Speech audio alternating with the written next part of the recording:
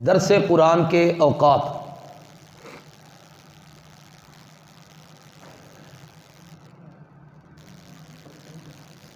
لکھ لیے جی، درس قرآن کے اوقات۔ نمبر 1، روزانہ کا درس 10 سے 15 منٹ تک ہو، اس سے لمبا نہیں کرنا۔ قسط وار چلا دیں، باقی کل۔ لوگوں میں دلچسپی ہوتی ہے، یار آج بڑی اچھی باتیں سنی ہیں، کل سننا ہے، یہ بات پوری نہیں ہوئی، کل سنیں گے تو مزہ آئے گا۔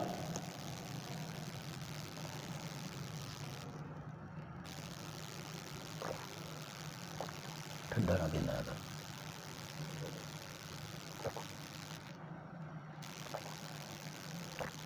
اگر ہفت روزہ درس ہے تو وہ 20 منٹ سے 30 منٹ بس۔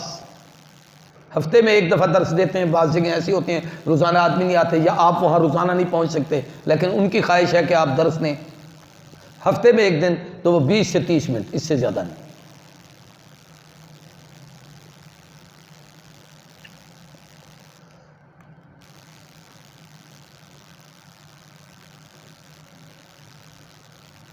ماہانہ درس 45 منٹ سے 1 گھنٹہ، مہینے میں ایک دفعہ آپ نے بیان کرنا ہے تو کم از کم اتنا بس، اس سے زیادہ نہیں بڑھائیں گے۔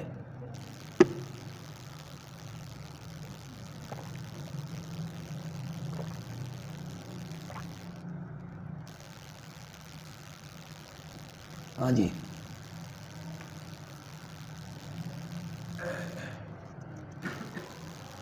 اگر درس درمیان میں رہ گیا اور ٹائم پورا ہو گیا تو اس کو آپ قسط میں کر دیں۔ آئندہ اس کا بقیہ بیان کروں گا۔ ہمارے حضرت تھانوی رحمۃ اللہ علیہ کے ایک رسالہ چھپتا تھا تھانہ بھون سے، انڈیا سے، اس کا نام تھا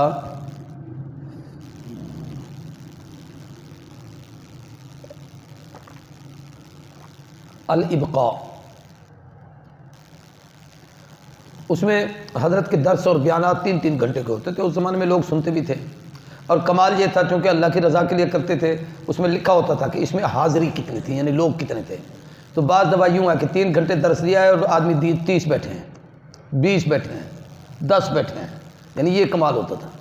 اس میں یوں نہیں کہ جیسے 20 آدمی سامنے اور کہے آج میں ہزاروں کے اجتماع سے یہ کہنا چاہتا ہوں، یہ لاکھوں کا سمندر آپ میرے سامنے ٹھاٹے مار رہا ہے، حالانکہ آپ جھوٹ فرما رہے ہیں۔ یوں نہیں کہنا چاہیے، یہ دیانتداری ہوتی ہے کہ جتنی چیز ہے اتنی بیان کرو۔ ہم ہی اگر ایسا کر کے دھوکہ دیں تو پھر دین کی حقانیت اور صداقت کون پہنچائے گا؟ تو حضرت تھانوی کا پھر یہ ہوتا تھا کہ وہ لمبا درس ہوتا تو ہر رسالہ جو ہے اس میں آدھی تقریر پچھلی ہوتی تھی، پھر آدھی تقریر اگلی آتی تھی، اب اس میں ہوتا تھا بقیہ آئندہ۔ اب وہ آدمی رسالے کے انتظار میں ہوتا تھا کہ اب یہ رسالہ آئے تو حضرت کی اگلی تقریر سنیں۔ میں نے وہاں جمعے شروع کیے نا، جب پہلے شروع میں تو ابتدائی دور تھا، میں پورے جمعے کی تیاری کرتا، پورا ہفتہ تیاری کرتا، اس تقریر کے رٹے لگاتا، اس کی سیٹنگ کرتا، پھر آخر میں جا کے نا میں 10 منٹ چھوڑ دیتا تھا، کہتا تھا وقت پورا ہو گیا، باقی باتیں اگلے جمعے۔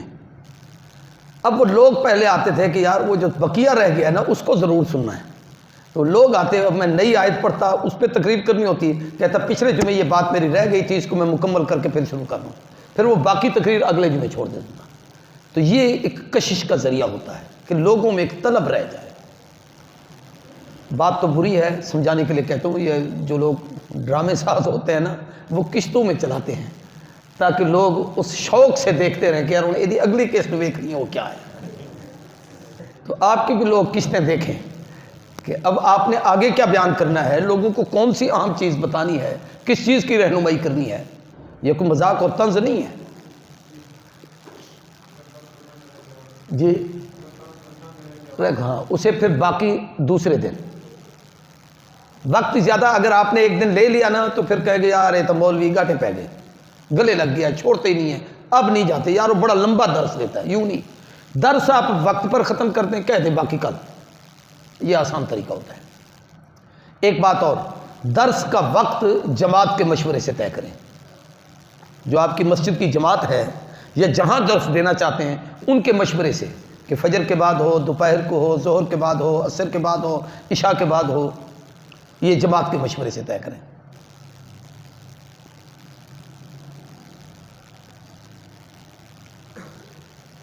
مارکیٹ کی مسجد ہو تو عصر کا وقت بہتر ہے، چونکہ عصر کی نماز کے بعد اتنا وقت تو آپ کو مل ہی جاتا ہے نا جتنے دیر میں آیت الکرسی پڑھیں، تسبیحات فاطمہ، سبحان اللہ، الحمدللہ، اللہ اکبر پڑھیں، تو وہ آپ اتنی دیر میں وہ کام کر لیں۔ اور اگر محلے کی مسجد ہے تو فجر اور عشاء کا وقت بہتر ہے، باقی جماعت کا مشورہ۔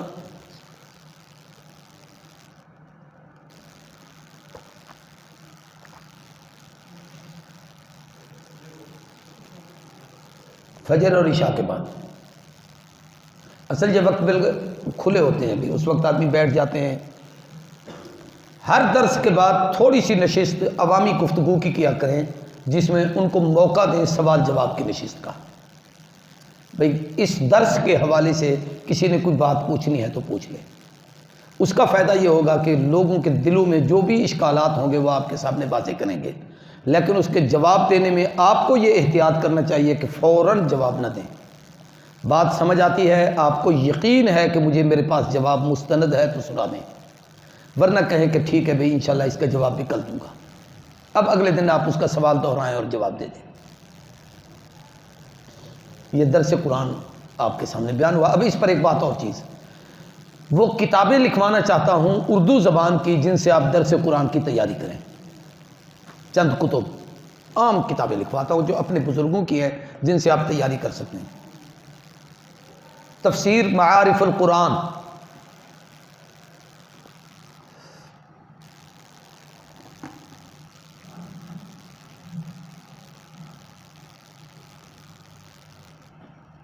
تفسیر معارف القرآن، مفتی محمد شفیع رحمہ اللہ،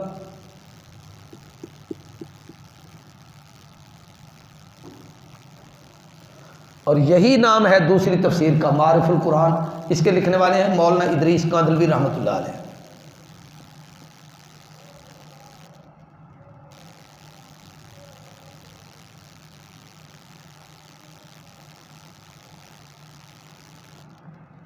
مولانا ادریس کاندھلوی رحمۃ اللہ علیہ۔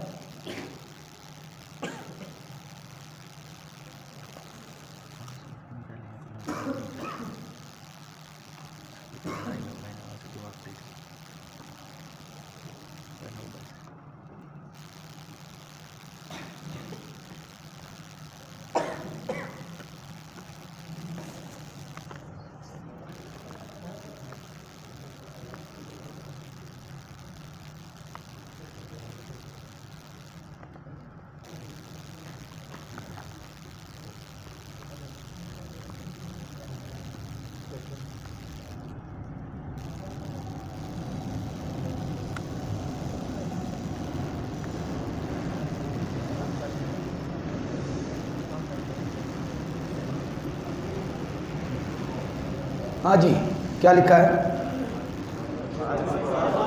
یہ دونوں بزرگ مفتی شفیع بھی اور مولانا ادریس بھی انور شاہ کے شاگرد ہیں، اور ان دونوں میں کمال یہ ہے کہ مولانا ادریس رہتے تھے لاہور، مفتی شفیع رہتے تھے کراچی۔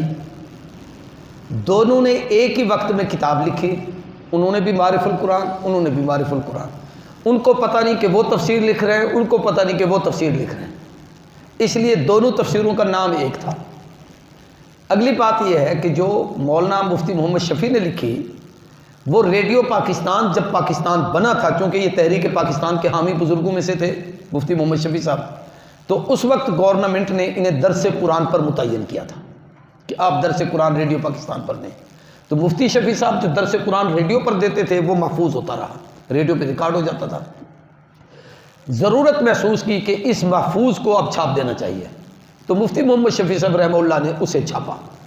اس درس قرآن کی خصوصیات میں یہ ہے کہ اس میں فقہی مسائل زیادہ ہیں، چونکہ وہ عوامی درس ہوتے تھے۔ جس آیت پر جہاں کوئی مسائل آئے ہیں، طلاق کے، نکاح کے، بیع کے، شراء کے، معاملات کے، اخلاقیات کے، مفتی صاحب نے کھل کھل کر اس میں مسائل بیان کیے ہیں۔ تو گویا وہ بالکل عوامی طرز کا ہے تاکہ ہر قسم کا آدمی اس کو سمجھ سکے، اور اس میں فقہی باتیں زیادہ ہیں۔ چونکہ ایک فقیہ کی کتاب ہے تو ظاہر ہے اس نے اسی مسائل لکھنے تھے اس قسم کے۔ مولانا ادریس کاندھلوی نے جو لکھا یہ مدرس ٹائپ آدمی تھے، پڑھتے پڑھاتے بھی تھے اور فلسفی عالم ہیں، متکلم ہیں بہت بڑے۔ تو مولانا ادریس نے جب یہ تفسیر معارف القرآن لکھی، اس میں فرق باطلہ کی تردید کو سامنے رکھا کہ اس آیت میں یہودیوں کی تردید ہے، اس آیت میں عیسائیوں کی تردید ہے، اس آیت سے جناب ختم نبوت کے منکرین کا جواب ہے، اس آیت میں فلاں اشکال ہے اس کا یہ جواب ہے، تجارت کے اسلوب اس آیت میں یوں بیان کیے گئے ہیں، فلاں کے خلاف قرآن مجید نے یہ مسئلہ یوں بیان کیا ہے۔ یعنی وہ فرق باطلہ کی تردید اور خالص جو علمی نکات ہیں وہ جتنی مولانا ادریس کی کتاب میں ہیں وہ مفتی شفیع صاحب کی کتاب میں نہیں۔ مفتی شفیع صاحب کا درس قرآن عوام کے لیے زیادہ مفید ہے، اور مولانا ادریس کاندھلوی کا درس قرآن جو ہے معرف القرآن ہے وہ علماء اور طلباء کے لیے انتہائی مفید ہے، اس لیے میں نے دونوں کا نام لکھوا دیا۔ تیسری کتاب انوار البیان، مولانا عاشق الہی مہاجر مدنی رحمۃ اللہ علیہ۔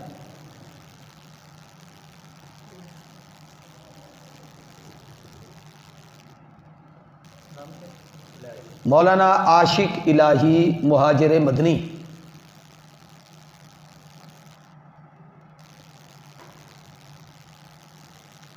یہ دارالعلوم کراچی میں پڑھاتے رہے ہیں۔ اس زمانے میں میں کراچی پڑھتا تھا جب یہ وہاں پڑھاتے تھے۔ تو ایک مرتبہ ہم حضرت مفتی محمد شفیع صاحب کی زیارت کرنے کے لیے گئے، تو مفتی صاحب نے مولانا عاشق الہی کو کہا ہم جہاں بھی جاتے ہیں تعارف تو اپنا ظاہر خانپور اور دین پور کے حوالے سے کراتے ہیں کہ جی ہم وہاں کے رہنے والے ہیں، وہاں فلاں جگہ سے ہیں۔ تو حضرت مفتی شفیع صاحب نے نہ دین پور کی نسبت سے ہمارا بڑا اکرام کیا۔ میرے ساتھ ہمارے نانا جی تھے مولانا غلام مصطفیٰ صاحب جو حضرت خلیفہ صاحب سے بیعت تھے۔ تو حضرت مولانا عاشق الہی کو بلا کر حضرت نے فرمایا کہ یہ باہر کے دین پور کے مہمان آئے ہوئے ہیں، ان کو آپ نے کھانا کھلانا ہے اور آپ نے ان کے ساتھ کھانا ہے۔ مفتی صاحب اس وقت بہت ضعیف العمر تھے، بیمار تھے۔ جس کمرے میں ہم گئے، کمرہ تو چھوٹا تھا لیکن یوں گول کتابیں لگی ہوئی تھیں، اتنی سی جگہ تھی جس میں مفتی صاحب بیٹھے تھے، کچھ دستے پڑے ہوئے تھے لکھے ہوئے۔ میرا ذہن ہے کہ اس وقت ابھی معرف القرآن نہیں چھپی تھی، شاید اسی کی تکمیل ہو رہی تھی یا کوئی اور کتاب لکھ رہے تھے، بہرحال وہ لوگ کمال کے لوگ تھے۔ تو پھر مولانا عاشق الہی نے دسترخوان لگایا، ہمیں کھانا کھلایا، تو اللہ ان کو جزائے خیر دے، ہم نے انہیں درخواست کی بھی آپ بھی ہمارے ساتھ بیٹھیں، تو یہ سعادت ملی کہ ان کے ساتھ بیٹھ کے کھانا کھایا۔ حدیث کا ایک سلسلہ ہے جس کو آپ حضرات فارغ التحصیل طلباء جانتے ہیں، ثلاثیات، جس میں کم فاصلہ ہے امام بخاری اور حضور کے ساتھ، اور ایک سلسلہ ہوتا ہے اس کو کہتے ہیں مسلسلات کا۔ وہ یہ ہوتا ہے کہ محدث سے لے کر حضور تک اس حدیث کے پڑھانے میں جو عمل کیا گیا تھا وہ عمل بھی کیا جاتا ہے۔ مثلا حضور نے زمزم پیا اور ایک حدیث بیان فرمائی، تو صحابی نے بھی زمزم پیا پھر وہ حدیث بیان کی، تابعی نے بھی زمزم پیا پھر وہ حدیث بیان کی، تبع تابعی نے بھی زمزم پیا وہ حدیث بیان کی، حتیٰ کہ اب بھی کوئی محدث جب وہ پڑھاتا ہے تو وہ حدیث یوں بیان کرتا ہے۔ اچھا، اسی طریقے سے مثال کے طور پر کھجور کھانے کا ایک روایت میں تذکرہ ہے، کھجور منہ میں ڈالی اور حدیث بیان کی، صحابی نے بھی ایسا کیا، تابعی نے، حتیٰ کہ آخری محدث تک آج تک۔ اس کو کہتے ہیں مسلسلات، کہ مسلسل وہ عمل بھی جاری ہے۔ ان میں بخاری میں ایک روایت ہے جو مسلم میں بھی ہے، حدیث مصافہ، جس میں نبی کریم صلی اللہ علیہ وسلم نے عبداللہ ابن مسعود کو جب تشہد سکھایا، التحیات للہ والصلوات والطیبات السلام علیک ایھا النبی ورحمۃ اللہ وبرکاتہ السلام علینا وعلی عباد اللہ الصالحین، آگے پڑھایا اشہد ان لا الہ الا اللہ واشہد ان محمدا عبدہ ورسولہ، اور پھر پڑھایا اللہم یہ درود شریف اللہم صلی علی محمد۔ یہ اصل ایک سوال کا جواب تھا کہ اللہ نے حکم دیا ہے ان اللہ وملائکتہ یصلون علی النبی یا ایھا الذین آمنوا صلوا علیہ وسلموا تسلیما، اے ایمان والو نبی پر صلاۃ بھی پڑھو سلام بھی پڑھو۔ تو سائل نے پوچھا کہ صلاۃ تو پڑھتے ہیں السلام علیک ایھا النبی، سلام پڑھتے ہیں السلام علیک ایھا النبی، کیف نصلی علیک یا رسول اللہ، آپ پر صلاۃ کیسے پڑھیں؟ تو حضور نے ابن مسعود کا یوں ہاتھ پکڑا، ایسے ہاتھ پکڑ کے فرمایا پڑھو، پھر یہ پڑھایا اللہم صلی علی محمد وعلی آل محمد۔ اور وہ آج تک محدثین اپنے شاگردوں کو جب پڑھاتے ہیں تو بعض خوش بخت اساتذہ شاگرد اپنے استاد کا ہاتھ پکڑتے ہیں۔ تو وہ مسلسلات کا ایک پورا ایک مجموعہ ہے۔ میں نے سبقاً مولانا عبدالحفیظ مکی سے پڑھا تھا، وہ مولانا زکریا کے شاگرد تھے، اور حضرت مولانا عبدالمجید صاحب لدھیانوی سے پڑھا تھا، ان کو اجازت مولانا عاشق الہی نے دی تھی، میں نے ان سے اس کی اجازت لی تھی۔ اور جب ہم قاسم العلوم ملتان میں دورہ حدیث پڑھتے تھے تو یہ حدیث آئی تو بہت بڑی تعداد میں طلباء ہوتے تھے، دائیں بائیں بیٹھتے تھے، میں استادوں کے ساتھ بیٹھا تھا، تو استادوں نے میرا ہاتھ مولانا فیض احمد ککروی رحمۃ اللہ علیہ ملتان کے شیخ الحدیث تھے، مسلم پڑھاتے تھے، انہوں نے میرا ہاتھ پکڑ کے یہ حدیث پڑھائی اور فرمایا میں نے مولانا زکریہ سے یہ حدیث یوں پڑھی۔ شیخ زکریہ نے کہا کہ میں نے یہ روایت یہ حدیث حضرت مولانا خلیل احمد سہارنپوری سے ایسے پڑھی تھی، انہوں نے فرمایا میں نے حضرت گنگوہی سے ایسے پڑھی تھی، انہوں نے فرمایا میں نے جناب حضرت مولانا شاہ عبد الغنی مجددی سے ایسے پڑھی، ایسے لے کر امام بخاری تک وہ پوری روایت بیان کی۔ تو یہ مولانا عاشق الہی کی یہ ایک خصوصیت تھی کہ یہ مسلسلات پڑھاتے تھے، ان کی کتاب بھی چھپی ہوئی ہے، میری لائبریری میں بھی ہے، اور اس کی اجازت بھی دیتے تھے۔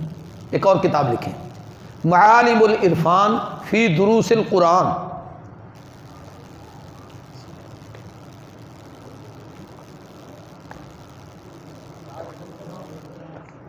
معالم العرفان فی دروس القرآن،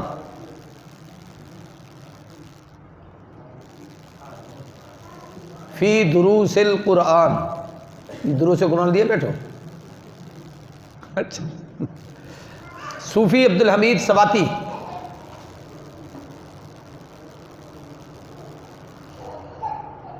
صوفی عبد الحمید سواتی رحمۃ اللہ علیہ، یہ مولانا سرفراز خان صاحب صفدر کے چھوٹے بھائی تھے، حضرت مدنی کے شاگرد تھے، حضرت درخواستی کے پاس یہاں تفسیر پڑھنے آئے تھے جب یہ شیخ التفسیر تھے، یہ طلب علم ہے کہ یہاں آ کر بھی پڑھ گئے تھے۔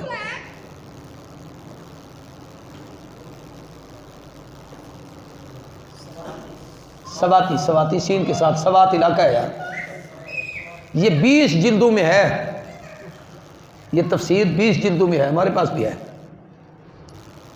یہ وہ لکھوا رہا ہوں جو میرے پاس ہیں، ویسے تو پتہ نہیں کتنی ہیں، آدمی پہنچ ہی نہیں سکتا۔ یہ ان کے درس ہیں جو جامع مسجد النور گوجرانوالا میں انہوں نے کئی سال درس قرآن دیا تھا، یہ اس کے دروس ہیں۔ ایک اور کتاب ہے ذخیرۃ الجنان، ذخیرۃ الجنان، مولانا سرفراز خان صاحب صفدر رحمہ اللہ، 60 سال انہوں نے درس قرآن دیا ہے، 60 سال، مولانا سرفراز خان صاحب صفدر، ذخیرۃ الجنان۔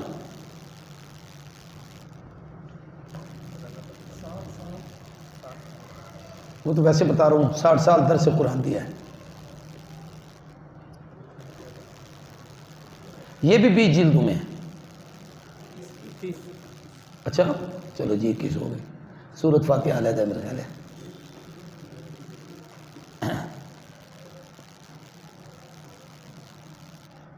ایک اور کتاب ہے، اس کا نام ہے معالم القرآن، یہ اس میں نہیں ہے، معالم القرآن۔ وہ ایک بزرگ تھے مولانا محمد علی کاندھلوی، وہ ایک ایک پارے پر ایک ایک جلد لکھ رہے تھے، سیالکوٹ کے تھے، میں نے ان کی زیارت بھی کی تھی، تو 12 پارے لکھے وہ ہمارے پاس ہیں، پھر وہ اللہ کو پیارے ہو گئے، اس کے بعد اس کی تفسیر کو کوئی لکھ نہیں سکا، ایک ایک پارہ کم از کم انہوں نے 500 صفحے کی ایک ایک جلد لکھی ہے۔ معالم القرآن، یہ تو معالم العرفان ہے نا، وہ معالم القرآن ہے۔ مولانا محمد علی کاندھلوی، یہ مولانا ادریس کاندھلوی کے عزیز تھے۔ کیا لکھا ہے؟ سیالکوٹ، بہاولپور کے نہیں، بہاولپور والا بھی ایک لکھوا دیتا ہوں، چلو مزہ آئے گا۔ تفسیر عثمانی، علامہ شبیر احمد عثمانی،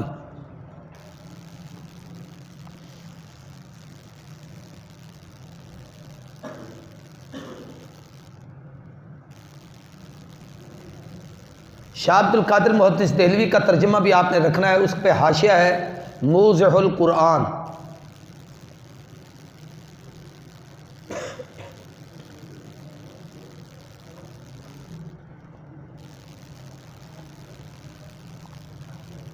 تفسیر مظہری، قاضی مظہر حسین صاحب، قاضی مظہر نہیں، قاضی ثناء اللہ پانی پتی، ان کے مرشد تھے حضرت مرزا مظہر جانان رحمۃ اللہ تعالی علیہ، انہوں نے اپنے شیخ کے نام پر تفسیر لکھی، تفسیر مظہری۔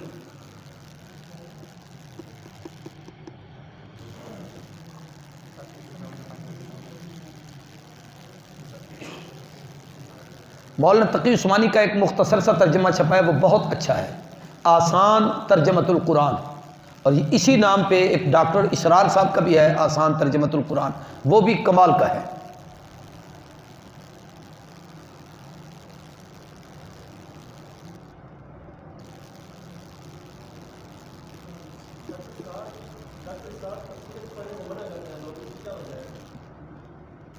کس نے آپ کو منع کیا؟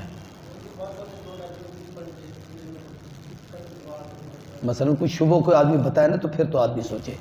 ڈاکٹر اسرار صاحب کی ایک بات میں صرف آپ کے سامنے نقل کر دیتا ہوں، اس سے آپ کو سمجھ آ جائے گی۔ ڈاکٹر اسرار جماعت اسلامی میں تھے پہلے، مودودی صاحب کے ساتھ تھے، پھر مودودی صاحب کے ساتھ ان کا اختلاف ہوا، جماعت اسلامی کو انہوں نے چھوڑ کے اپنی ایک جماعت بنائی تنظیم اسلامی کے نام سے۔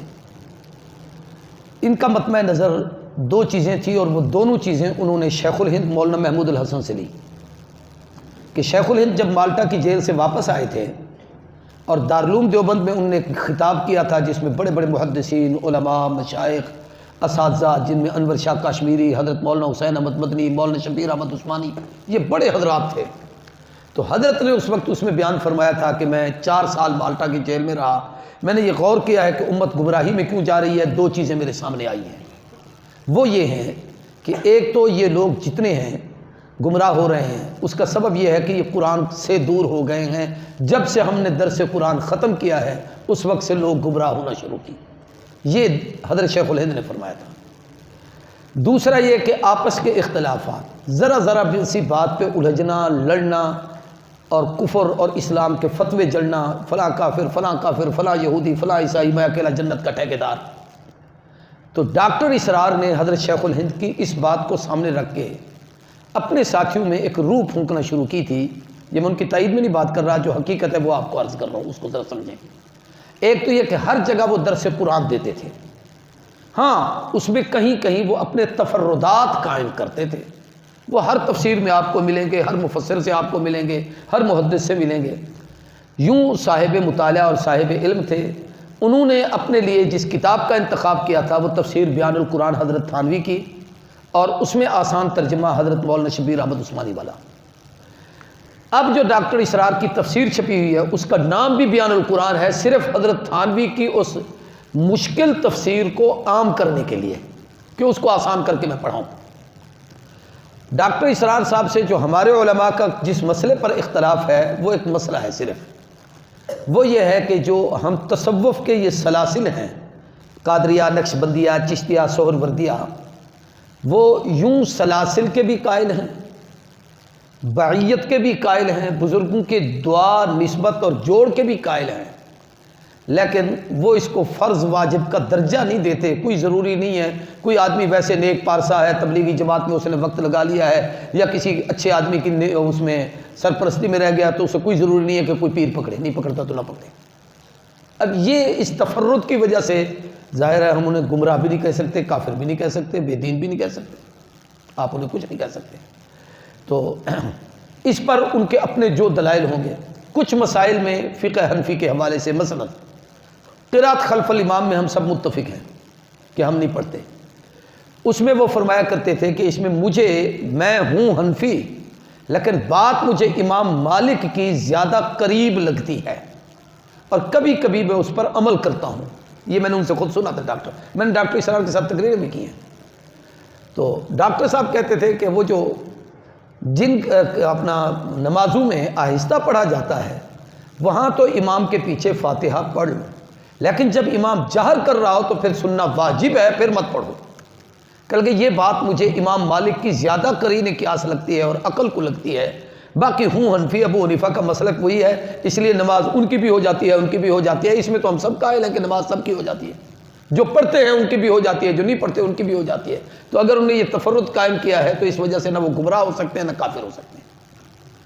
کسی کو کافر کہنا، ہاں کچھ لوگ ہیں جن کی تفسیروں سے منع کرتے ہیں ہم لوگ، ان میں سے غلام محمد پرویز کی تفسیر، ان میں سے سر سید احمد کی تفسیر، ان میں سے مرزا غلام قادیانی کی تفسیر، ابو الاعلیٰ مودودی کی جو تفسیر تفہیم القرآن ہے اس کے متعلق میں بہت آسان ایک لفظ کہا کرتا ہوں، وہ تفسیر ہی نہیں، وہ تفہیم ہے۔ کیا ہے؟